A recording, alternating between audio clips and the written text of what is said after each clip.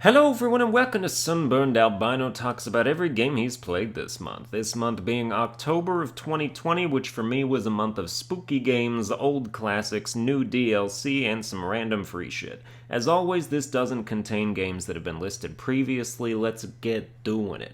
Number 1, Super Mario 35. Nintendo randomly came out with a Mario Battle Royale in the same vein as the Tetris one, where you're playing your own game but impeding your enemies by sending bad stuff their way. Conceptually, there's nothing wrong with it, but because time is so easy to acquire from killing enemies, you can basically stall forever by just launching fireballs at everything people are sending you, which makes the matches take eons as you get down to the last few holdouts. I was in a 1v1 with another dude once for a solid 15 minutes before he eventually just gave up and jumped in a ditch. Super Mario 35 is an okay distraction if you feel like it, but I was done after like 5 rounds. It's free though.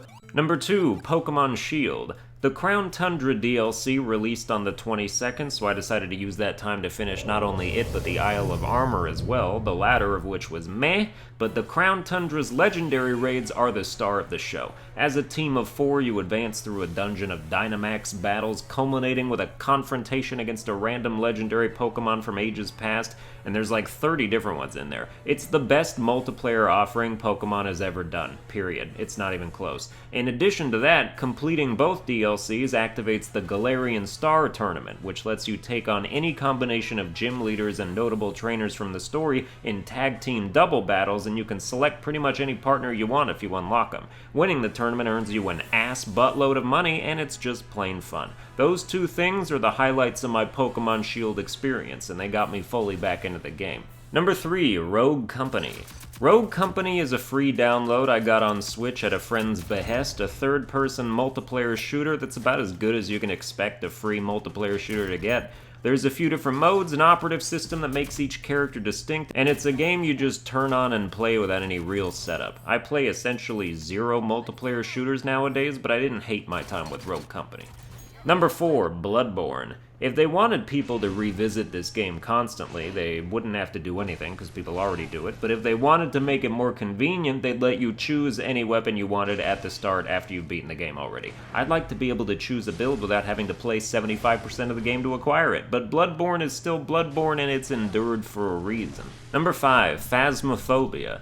October is horror month. And of all the shitty, low-budget, slapped-together, cash-in, unspooky nonsense that graces the Steam store by the thousands around every Halloween, occasionally you'll get something that shines through and warrants more than 5 minutes of your time. Phasmophobia is a co-op multiplayer ghost-identifying mission where you go in a house and try and find different kinds of evidence to determine which of the many types of ghosts is haunting that abode, all while the ghost is trying to kill you. I played it for 40 hours. There are different maps, ghost behaviors, and identifiers, but I literally still had fun just replaying the same small map over and over. The ghost would be in a different room each time, the evidence would always change, and it's comforting exploring a tiny house instead of a giant high school or asylum, which you can also do if you're a big boy.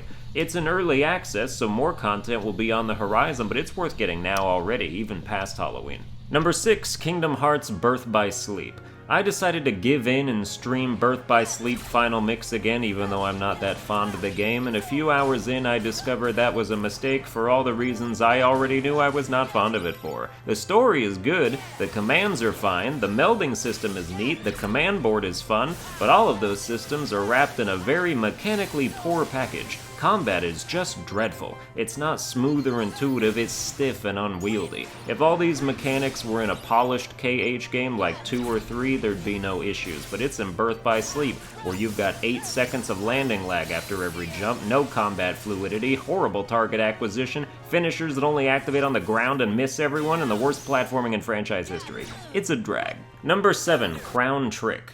I get pre-release Steam code offers emailed to me multiple times a day, and before you think I'm flexing, 99% of the time it is for rank garbage. They'll be like, hey, insert random YouTuber name here, our game about shitting into a cup and drinking it is 5% funded on Kickstarter. Would you like a free download code to show off the game on your channel? It's to the point where I only even Google 1 in 10 of them, but I got this one a couple days before it released on Steam, and I'm glad I did because it's super solid. Crown Trick is a turn-based top-down roguelike RPG that plays kind of like Stone Shard, except it's a dungeon crawler. Every move and action is a turn, and you must attack attack and use spells and strategically teleport around the battlefield to avoid damage while dealing it.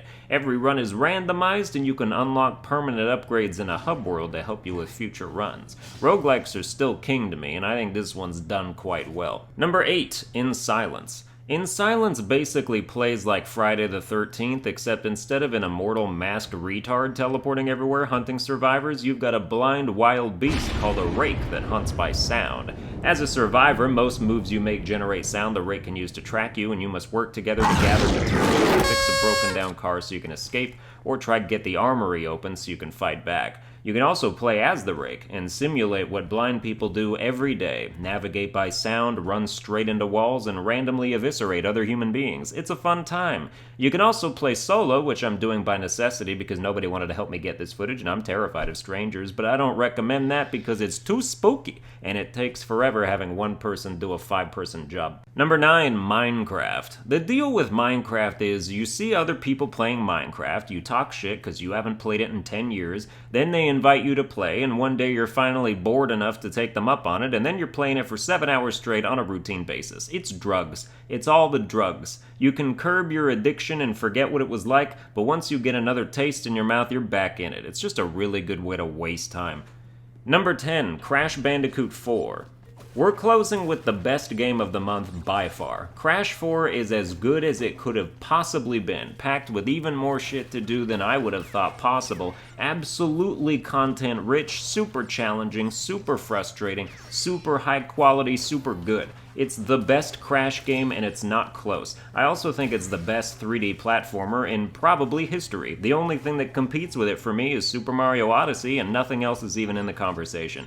Crash 4 is going to be in my top 5 games of the year, 100% guaranteed. It might not be number 1, but I know it won't get bumped past 5, I don't care what comes out. As close to perfect as you can get, and that makes me incredibly optimistic about if they ever happen to make a Spyro 4, which they very well need to do.